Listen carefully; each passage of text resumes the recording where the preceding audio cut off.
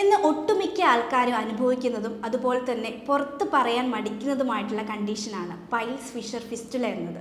എന്താണ് പൈൽസ്, എന്താണ് ഫിഷർ, എന്താണ് ഫിസ്റ്റുല? നമുക്ക് എങ്ങനെ ഇതിനെ പ്രിവെൻറ്റ് ചെയ്യാം? അല്ലെങ്കിൽ ഈ പൈൽസ്, ഫിഷർ, ഫിസ്റ്റുല വരുന്നവർ എന്തൊക്കെ ഭക്ഷണങ്ങളാണ് കൺട്രോൾ ചെയ്യേണ്ടത്? ഇത് കുറയ്ക്കാൻ നമ്മൾ എന്തൊക്കെ ചെയ്യണം?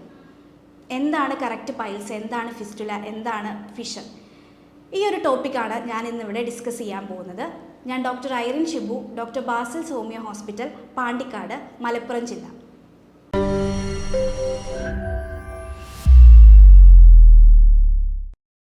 ജീവിതശൈലി രോഗങ്ങളിൽ ഏറ്റവും പ്രധാനപ്പെട്ട ഒരു കണ്ടീഷനാണ് പൈൽസ് എന്ന് പറയുന്നത്.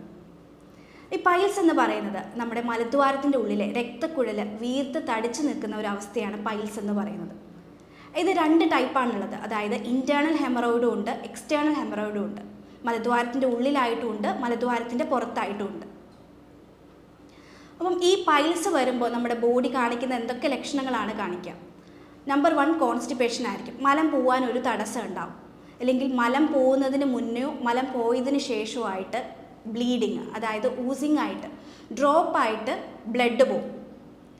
ഈ പൈൽസ് എന്ന് പറയുന്നത് പൊതുവേ ഒരു 70 അല്ലെങ്കിൽ 80% പെയിൻലെസ് ആയിരിക്കും. മെയിനായിട്ട് ഇതിൽ ബ്ലീഡിങ് ആയിരിക്കും കൂടുതലായിട്ട് കാണിക്കുക. അതേപോലെ എക്സ്റ്റേണൽ പൈൽസ് ഉള്ളവരിൽ നമ്മൾ ഫിസിക്കലി എക്സാമിൻ ചെയ്ത് നോക്കുമ്പോൾ അവിടുത്തെ ഞരമ്പ് വീർത്ത് തടിച്ചിരിക്കുന്നുണ്ടാവും.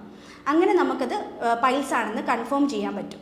നെക്സ്റ്റ് ഇൻറ്റേർണൽ പൈൽസ് ആണെങ്കിൽ നമ്മളത് കൊളനോസ്കോപ്പിക്ക് അയക്കുകയാണ് ചെയ്യുക. അപ്പം മെയിനായിട്ടും 4 സ്റ്റേജുകളാണ് ഉള്ളത്. Stage 1, stage 2, stage 3 and stage 4. Stage 1 എന്ന് പറയുന്നത് നമുക്ക് അങ്ങനെ ലക്ഷണങ്ങളൊന്നും ഉണ്ടാവില്ല. മലം പോകാനൊരു ബുദ്ധിമുട്ടുണ്ടാവും. അതുപോലെ തന്നെ മലം പോയതിന് ശേഷം ചെറിയൊരു ഇറിറ്റേഷൻ ഉണ്ടാവും. സ്റ്റേജ് 2 എന്ന് പറയുന്നത് നമ്മൾ മോഷൻ പോകാനായിട്ട് നമ്മൾ പ്രഷർ കൊടുക്കുമ്പം മലദ്വാരം ചെറുതായിട്ട് പുറത്തേക്ക് തള്ളി വരും. അതായത് ഈ ഒരു പൈൽസ് ചെറുതായിട്ട് പ്രൊട്രൂഡ് ചെയ്യും. നമ്മൾ മോഷൻ പോയി കഴിഞ്ഞ് വാഷ് ചെയ്ത് കഴിയുമ്പം അത് തനിയെ തിരിച്ചു കയറുകയും ചെയ്യും. എന്നാൽ സ്റ്റേജ് 3 എന്ന് പറയുന്നത് ഈ പുറത്തേക്ക് വരുന്ന തടിപ്പ് തനിയെ കയറി പോവാതെ നമ്മൾ ഫിസിക്കലി കൈ വെച്ച് തള്ളിക്കയറ്റേണ്ട അവസ്ഥയാണ് സ്റ്റേജ് 3 എന്ന് പറയുന്നത്. അപ്പോൾ സ്റ്റേജ് 4 എന്ന് പറയുന്നത് ഈ ഒരു തടിപ്പ് പുറത്തേക്ക് തള്ളി നിൽക്കുന്ന അവസ്ഥയാണ്. അതായത് ഇത് കയറിപ്പോകില്ല. നമ്മൾ കൈ വെച്ച് കഴിഞ്ഞാലും അത് കയറിപ്പോകില്ല, ഫുൾ ടൈം പുറത്തായിരിക്കും ഉണ്ടാവും. അപ്പോൾ ഈ സ്റ്റേജ് 1, സ്റ്റേജ് 2, സ്റ്റേജ് 3 ഒക്കെ നമുക്ക് മരുന്ന് എടുത്തു കഴിഞ്ഞാൽ നല്ല മാറ്റം കിട്ടുന്നതാണ്. കാരണം നിങ്ങൾ ഈ സ്റ്റേജ് 1 നമ്മൾ മരുന്ന് എടുക്കാതെ ഇരുന്ന് കഴിഞ്ഞാൽ അത് തനിയെ സ്റ്റേജ് 2 ലീഡ് ചെയ്യും. നെക്സ്റ്റ് നിങ്ങൾ ഏറ്റവും ബുദ്ധിമുട്ടുമ്പോഴായിരിക്കും നിങ്ങളത് ഡോക്ടറെ പോയി കാണിക്കുക. അതായത് സ്റ്റേജ് 3 അല്ലെങ്കിൽ സ്റ്റേജ് 4 എത്തുന്ന ഒരു കണ്ടീഷനിലാണ് പൊതുവെ എല്ലാവരും, അല്ലെങ്കിൽ ബ്ലീഡിങ് ഉണ്ടെങ്കിൽ മാത്രമാണ് ഇത് നിങ്ങൾ ഹോസ്പിറ്റലിലേക്ക് അല്ലെങ്കിൽ ഒരു ഡോക്ടറെ കാണിക്കുക. അപ്പോൾ നിങ്ങൾ ഈ ബ്ലീഡിങ് ഉണ്ടാകുമ്പോൾ നിങ്ങൾ ശ്രദ്ധിക്കുക, ഈ ഒരു പൈൽസിൻ്റെ ബ്ലീഡിങ് എന്ന് പറയുന്നത് ബ്രൈറ്റ് റെഡ് കളറായിരിക്കും. എന്നാൽ ഈ ഒരു മലാശയത്തിൽ അല്ലെങ്കിൽ മലദ്വാരത്തിൻ്റെ അവിടെ ക്യാൻസർ ഉണ്ടെങ്കിൽ ആ ഒരു ബ്ലീഡിങ്ങിൻ്റെ കളർ എന്ന് പറയുന്നത് ഡാർക്ക് കളറായിരിക്കും. ഇനി എന്തൊക്കെ കാരണങ്ങൾ കൊണ്ടാണ് ഈ ഒരു പൈൽസ് വരുന്നതെന്ന് നോക്കാം. നമ്പർ 1, പാരമ്പര്യമായിട്ട് കിട്ടും. ഇപ്പോൾ നിങ്ങളുടെ ഫാദറിനോ മദറിനോ പൈൽസ് ഉണ്ടെങ്കിൽ അത് നിങ്ങൾക്കും പാരമ്പര്യമായിട്ട് കിട്ടാൻ ചാൻസ് കൂടുതലാണ്. നമ്പർ 2, ഇരുത്തുള്ളവരിൽ, അതായത് കൂടുതൽ നേരം ഇരുത്തുള്ള ജോലി ഉള്ളവരിൽ ഈ പൈൽസിൻ്റെ ടെൻഡൻസി കൂടാൻ ചാൻസ് ഉണ്ട്.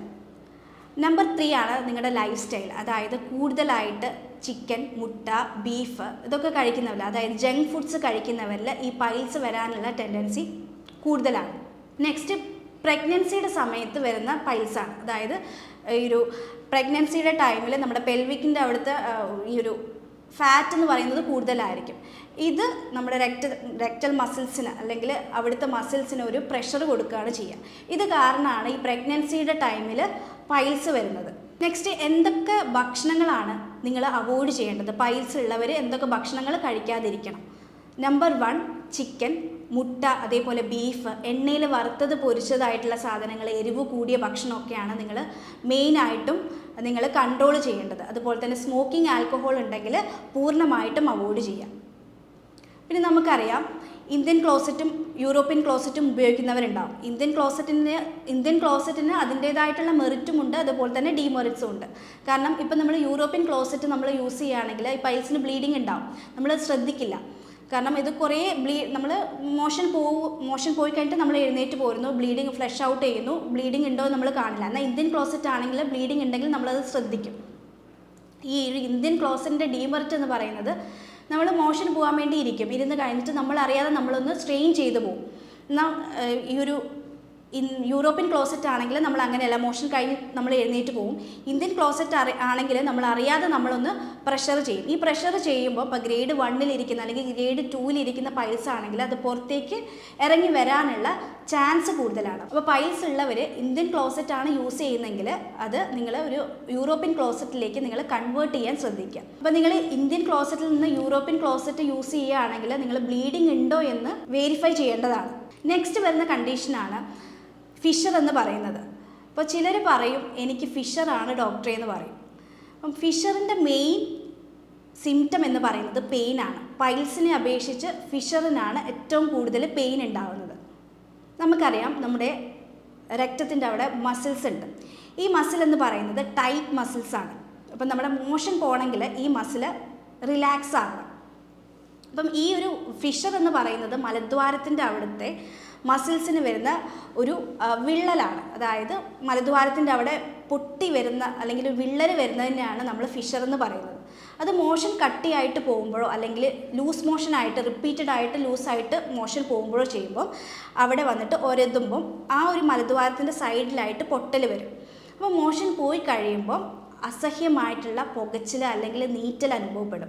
മോഷൻ പോയി കഴിഞ്ഞ് ചിലപ്പം 1 മണിക്കൂർ അല്ലെങ്കിൽ 2 മണിക്കൂർ വരെ നീണ്ടു നിൽക്കുന്ന പെയിൻ ആയിരിക്കും ഫിഷറിന് ഉണ്ടാവുക.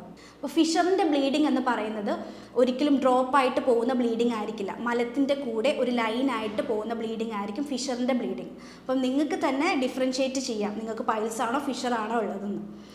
ഫിഷറിനായിരിക്കും പെയിൻ കൂടുതൽ, അതേപോലെ തന്നെ ഫിഷറിൻ്റെ ബ്ലീഡിങ് എന്ന് പറയുന്നത് മലത്തിനോട് കൂടെ പോകുന്ന ബ്ലീഡിങ് ആയിരിക്കും. അപ്പം ചിലവർക്ക് ഈ ഫിഷർ ഉള്ളവർക്ക് ചിലപ്പോൾ ബാത്റൂമിൽ പോകാൻ തന്നെ പേടിയായിരിക്കും. ഇവർ ഫുഡ് കഴിച്ച് കഴിഞ്ഞിട്ട് നാളെ രാവിലെ ബാത്റൂമിൽ പോകണമല്ലോ എന്ന് പേടിച്ചിട്ടായിരിക്കും ചിലവർ എഴുന്നേൽക്കുക. കാരണം ആ വേദന സഹിക്കാൻ പറ്റാത്ത വേദനയാണ്. അത് അനുഭവിച്ചവർക്ക് മാത്രമേ അത് പറയാൻ സാധിക്കുകയുള്ളൂ. അപ്പം നമ്മളിങ്ങനെ ടെൻഷൻ അടിക്കുന്ന സമയത്തും ഈ ഒരു മസിൽ റിലാക്സ് ചെയ്യേണ്ടതിന് പകരം ഇത് വലിയും വികസിക്കും. അപ്പോൾ ഉള്ള ഫിഷർ കൂടുതലായിട്ട് എൻലാർജ് ചെയ്യാനാണ് ചാൻസ് കൂടുതൽ. അപ്പം നിങ്ങൾ ഫിഷർ ഉള്ളവർ മെയിനായിട്ടും ചെയ്യേണ്ടത് നിങ്ങൾ സിറ്റ്സ് ബാത്ത് ചെയ്യുക എന്നുള്ളതാണ്. പൈൽസ് ഉള്ളവരും ഫിഷർ ഉള്ളവരും ഫിസ്റ്റുലുള്ളവരും ചെയ്യേണ്ട ഒരു മെയിൻ കാര്യം എന്ന് പറയുന്നത് സിറ്റ്സ് ബാത്താണ്. അതായത് വട്ടപാത്രത്തിൽ ഇളം ചൂടുവെള്ളം എടുത്തിട്ട് അതിലേക്ക് കല്ലുപ്പിട്ടിട്ട് ഇരിക്കുക. അതൊരു 10 മിനിറ്റ് ഡെയിലി ട്വൈസ് നിങ്ങൾ ഇരിക്കുന്നത് ഏറ്റവും നല്ലതാണ്. നിങ്ങളുടെ അവിടുത്തെ ഇൻഫെക്ഷൻസ് അല്ലെങ്കിൽ തടിപ്പ് ഇതൊക്കെ ഒന്ന് ചുരുങ്ങി വരാൻ ഏറ്റവും നല്ലതാണ്. ഈ പൈൽസ് ഫിഷർ ഫിസ്റ്റുലുള്ളവർ നന്നായിട്ട് ഉറങ്ങാൻ പറയും. വേറെ ഒന്നുമല്ല, നമ്മൾ ഉറങ്ങുന്ന സമയത്ത് സൈറ്റോകൈൻസ് എന്ന് പറയുന്ന കെമിക്കൽ റിലീസ് ചെയ്യും. ഇത് നിങ്ങളുടെ മലദ്വാരത്തിൻ്റെയോ അല്ലെങ്കിൽ വയറിൻ്റെ ഉള്ളിലുള്ള ഇൻഫ്ലമേഷൻ കുറയ്ക്കാൻ സഹായിക്കുന്ന ഒരു കെമിക്കലാണ്. അപ്പോൾ നിങ്ങൾ നന്നായിട്ട് ഒരു 8 മണിക്കൂർ നിങ്ങൾ ഉറങ്ങുകയാണെങ്കിൽ ഈ ഒരു കെമിക്കലിൻ്റെ പ്രൊഡക്ഷൻ കൂടുകയും അവിടെ വരുന്ന നീർക്കെട്ട് കുറയ്ക്കുകയും ചെയ്യും. അപ്പോൾ പൈൽസ് ഫിഷർ ഫിസ്റ്റുലുള്ളവർ ഒരു 8 മണിക്കൂറെങ്കിലും ഡെയിലി ഉറങ്ങേണ്ടതാണ്. നെക്സ്റ്റ് നിങ്ങൾ കറക്റ്റ് സമയത്ത് ബാത്റൂമിൽ പോകുന്ന ഒരു ശീലം വളർത്തിയെടുത്തുകൊണ്ട് വരിക. അപ്പോൾ ചെറിയ കുട്ടികളിലാണെങ്കിൽ പാരൻസ് ഇപ്പോൾ തന്നെ ഒരു ടോയ്ലറ്റ് ശീലം ക്രിയേറ്റ് ചെയ്തെടുക്കുന്നത് ഏറ്റവും പ്രാധാന്യമാണ്. അപ്പോൾ കറക്റ്റ് സമയത്ത് ഇപ്പോൾ മലം പിടിച്ചു വെക്കുന്നവരുണ്ട്, മോഷൻ പോകാൻ തോന്നിയിട്ടും പോകാൻ മടിയായിട്ട് പിടിച്ചു വെക്കുന്നവർ, ഇതൊക്കെ ഈ പൈൽസ് ഫിഷർ ഫിസ്റ്റിലേക്ക് ലീഡ് ചെയ്യുക. നെക്സ്റ്റ് ഉള്ള കണ്ടീഷനാണ് ഫിസ്റ്റിൽ എന്ന് പറയുന്നത്. പൈൽസും ഫിഷറിൽ നിന്നും വ്യത്യസ്തമാണ് ഫിസ്റ്റുല എന്ന് പറയുന്നത്. ഫിസ്റ്റുല എന്ന് പറയുന്നത് ഒരു ചെറിയൊരു മുഖക്കുരു പോലെ, അത് മലദ്വാരത്തിൻ്റെ അവിടെയോ മലദ്വാരത്തിന് ചുറ്റുമായിട്ട് ചെറിയൊരു കുരു വന്നിട്ട് അത് പൊട്ടിയിട്ട് അതിൽ നിന്ന് പഴുപ്പ് പോകുന്ന ഒരവസ്ഥയാണ് നമ്മൾ ഫിസ്റ്റുല എന്ന് പറയുന്നത്. അപ്പോൾ ഫിസ്റ്റുല വരാനുള്ള മെയിൻ കണ്ടീഷൻ എന്ന് പറയുന്നത്, മെയിൻ കാരണം എന്ന് പറയുന്നത് ഒന്നെങ്കിൽ എന്തെങ്കിലും ഇൻഫെക്ഷൻ കാരണം അല്ലെങ്കിൽ എന്തെങ്കിലും ഫുഡ് അലർജി കാരണം, ഗ്ലാൻഡുലാർ ഇൻഫെക്ഷൻ കാരണം അവിടെ പഴുപ്പ് വന്ന് അടിഞ്ഞു കിടക്കുകയാണ് ചെയ്യുക. ചിലപ്പോൾ ഇത് പൊട്ടാതെ ആ പഴുപ്പ് അവിടെ വന്ന് പസ് ഫിൽഡായിട്ട് അവിടെ ഒരു ആബ്സസ് ഫോം ചെയ്യും. അപ്പോൾ നമുക്ക് നല്ല പെയിൻ ആയിരിക്കും. ചിലപ്പം അത് മരുന്നെടുത്ത് കഴിഞ്ഞാൽ അല്ലെങ്കിൽ കുറച്ച് കഴിയുമ്പോൾ അത് തനിയെ പൊട്ടിപ്പോയി അതിന് പഴുപ്പ് വരും. എന്നാൽ ഈ ഫിസ്റ്റുല നമ്മൾ ട്രീറ്റ് ചെയ്യാതിരുന്ന് കഴിഞ്ഞാൽ അത് ഉള്ളിലേക്ക് കനാൽ ഫോം ചെയ്യുകയാണ് ചെയ്യുക. അപ്പോൾ ഫിസ്റ്റുലയിൽ നമുക്ക് ബ്ലീഡിങ് അതുപോലെ ഇങ്ങനെ ഡ്രോപ്പായിട്ട് ബ്ലീഡിങ് ഉണ്ടാവില്ല. ഈ മുറിവിൽ നിന്ന് തന്നെ ബ്ലഡ് അല്ലെങ്കിൽ ചലം മിക്സ് ചെയ്തിട്ടായിരിക്കും പുറത്തേക്ക് വരിക. അപ്പോൾ ഡയബറ്റിസ് ഉള്ളവരിലൊക്കെ ആണെങ്കിൽ ഈ മുറിവ് ഉണങ്ങാൻ കുറച്ച് സമയമെടുക്കും. അപ്പോൾ സിറ്റ്സ് ബാത്ത് ഫിസ്റ്റുലുള്ളവരും ഈ സിറ്റ്സ് ബാത്ത് ചെയ്യുന്നത് വളരെ നല്ലതാണ്. അതുപോലെ തന്നെ ഈ പൈൽസ് അല്ലെങ്കിൽ ഫിഷർ നമ്മൾ ട്രീറ്റ് ചെയ്യാതിരുന്ന് കഴിഞ്ഞാൽ അത് ഫിസ്റ്റുലയിലേക്ക് ലീഡ് ചെയ്യും. കാരണം ഈ ഫിഷർ എന്ന് പറയുന്നത് ഒരു വിള്ളലാണ്. അതായത് ഈ വിള്ളലിൽ ഇൻഫെക്ഷൻ വന്നു കഴിഞ്ഞാൽ, നമ്മൾ മോഷൻ പാസ് ചെയ്യുമ്പോൾ എന്തെങ്കിലും ഇൻഫെക്ഷൻ വന്നു കഴിഞ്ഞാൽ അവിടെ പസ് ഫോം ചെയ്യാൻ ചാൻസ് ഉണ്ട്. അത് ക്രമേണ ഫിസ്റ്റുലയിലേക്ക് ലീഡ് ചെയ്യും. അപ്പം എന്താണ് അപ്പം എന്താണ് പൈൽസ്, എന്താണ് ഫിസ്റ്റുല, എന്താണ് ഫിഷർ എന്ന് നിങ്ങൾ കറക്റ്റ് മനസ്സിലാക്കണം. അപ്പം പൈൽസാന്ന് വിചാരിച്ച് വെച്ചുകൊണ്ടിരിക്കും, പക്ഷേ അത് ഫിസ്റ്റുല ആയിരിക്കും കണ്ടീഷൻ. അതും ഫിസ്റ്റുലയ്ക്കും സ്റ്റേജുകളുണ്ട്, സ്റ്റേജ് 1, സ്റ്റേജ് 2, സ്റ്റേജ് 3 ഉണ്ട്. അപ്പം നിങ്ങൾ ഏറ്റവും ഫാസ്റ്റായിട്ട് നിങ്ങളുടെ കണ്ടീഷൻ ഏതാ എന്ന് മനസ്സിലാക്കുക, അത് പ്രോഗ്രസ് ചെയ്യാതെ നോക്കുക എന്നതാണ് ഏറ്റവും പ്രാധാന്യം. അപ്പോൾ മെയിനായിട്ടും ഫുഡിൽ നിങ്ങൾ വരുത്തേണ്ട മാറ്റം എന്ന് പറയുന്നത് ചിക്കൻ, മുട്ട, ബീഫ്, അതേപോലെ എണ്ണയിൽ വറുത്തത് പൊരിച്ചതായിട്ടുള്ള സാധനങ്ങൾ, എരിവ് കൂടിയ ഭക്ഷണം, ഇതൊക്കെയാണ് നിങ്ങൾ മെയിനായിട്ടും മാറ്റേണ്ടത്. എന്നാൽ നിങ്ങൾക്ക് കഴിക്കാൻ പറ്റിയ ചില ഭക്ഷണങ്ങളുണ്ട്, അതായത് വെള്ളം ധാരാളം കുടിക്കുക, അത് നമ്പർ 1 നിങ്ങൾ ചെയ്യേണ്ട ഒരു കാര്യമാണ്. അതുപോലെ തന്നെ എക്സസൈസ് നിങ്ങൾ ചെയ്യുക, ഡെയിലി ഒരു 40 മിനിറ്റെങ്കിലും എക്സസൈസ് ചെയ്യുക. അതുപോലെ പ്രോബയോട്ടിക്സ് ആയിട്ടുള്ള തൈര്, മോര് ഒക്കെ ധാരാളം കഴിക്കുന്നത് വളരെ നല്ലതാണ്. ഫൈബർ അടങ്ങിയിട്ടുള്ള ഭക്ഷണങ്ങൾ ധാരാളം കഴിക്കുക, ഇലക്കറികളൊക്കെ ധാരാളം കഴിക്കുക. അപ്പോൾ തന്നെ നിങ്ങളുടെ മോഷൻ നോർമലായിട്ട് പോകും. അപ്പോൾ മോഷൻ ഹാർഡായിട്ട് പോയി കഴിഞ്ഞാൽ അത് ഫിഷറിലേക്ക് ലീഡ് ചെയ്യും. അപ്പം കറക്റ്റ് ഒരു ടോയ്ലറ്റ് ശീലം ക്രിയേറ്റ് ചെയ്ത് കൊണ്ടുവരിക. അതുപോലെ നിങ്ങൾ ശ്രദ്ധിക്കേണ്ട ഒരു കാര്യമാണ് നിങ്ങൾ മോഷൻ പോകാൻ എടുക്കുന്ന ടൈം. അതായത് 10 മിനിറ്റിൽ കൂടുതൽ നിങ്ങൾ മോഷൻ പോകാൻ എടുക്കരുത്. കാരണം നിങ്ങൾ 10 മിനിറ്റിൽ കൂടുതൽ എടുക്കുകയാണെങ്കിൽ നിങ്ങൾ അവിടെ സ്ട്രെയിൻ ചെയ്ത്, ഇപ്പോൾ പൈൽസ് അല്ലെങ്കിൽ ഫിഷർ, ഫിസ്റ്റുലയൊക്കെ ഇങ്ങനെ സ്ട്രെയിൻ ചെയ്ത് കഴിഞ്ഞാൽ ഉണ്ടാവുന്നതാണ്. അപ്പോൾ 10 മിനിറ്റിൽ കൂടുതൽ എടുക്കാതെ നിങ്ങളുടെ കാര്യം കഴിഞ്ഞു കഴിഞ്ഞാൽ നിങ്ങൾ അവിടെ നിന്ന് എഴുന്നേറ്റ് പോകുന്ന ഒരു ശീലം കൊണ്ടുവരും. അപ്പം ഇത്രയൊക്കെ കാര്യങ്ങൾ ചെയ്തിട്ടും നിങ്ങൾക്ക് ഒരു മാറ്റം ഇല്ലെങ്കിൽ നിങ്ങൾക്ക് താഴെ കാണുന്ന നമ്പറിൽ എന്നെ കോൺടാക്റ്റ് ചെയ്യാവുന്നതാണ്.